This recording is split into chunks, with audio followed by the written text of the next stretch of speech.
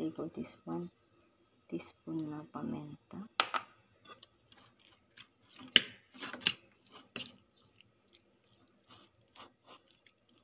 Hindi natin guys masyadong dudurutin yung isda para maano natin, makagat pa natin. Ganyan lang kasimple ang ating arina.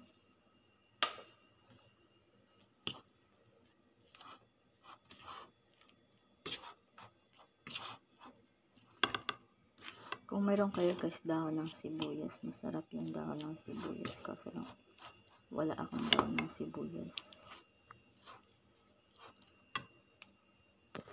Yan na siya guys, na-mix na natin siya ng mabuti. And then, ipa-fried natin siya. Mantika.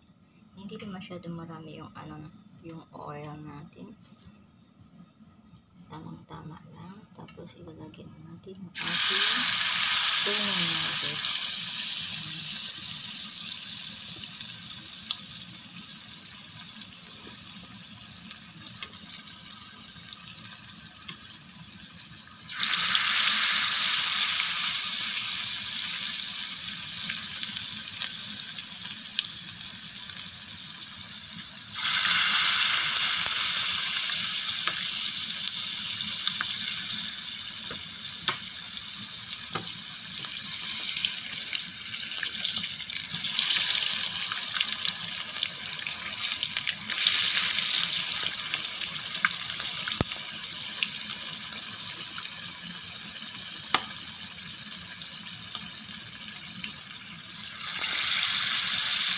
Sarap din sa guys gawin sa hamburger.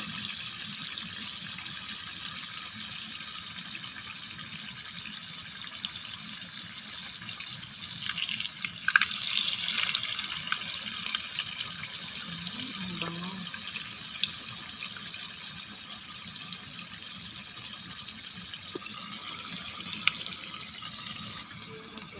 Tapos na ating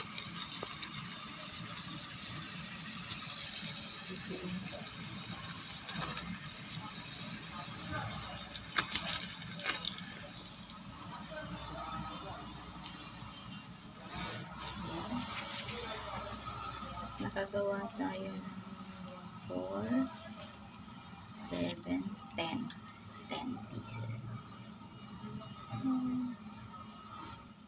Guys, titikman natin yung ating linuto.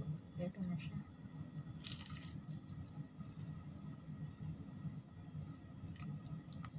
Ang sarap niya. Masarap siya gawin na tuna burger.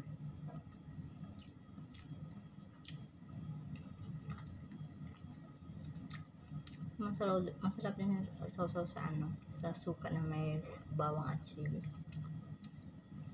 Parang peaceful.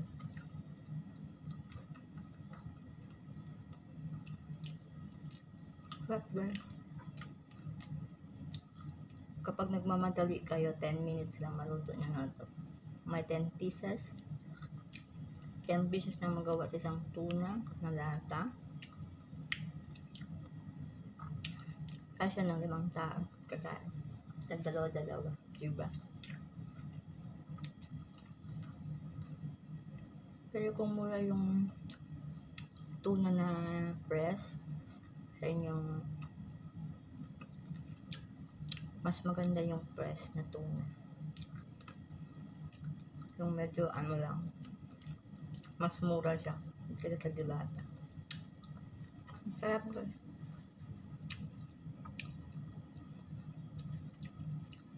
Tatlong sangkap lang. Tuna, crispy fried, sibuyas, itlog. 4 pala. Sarap. May ulam ka na. Bye! Thank you for watching. God bless you all.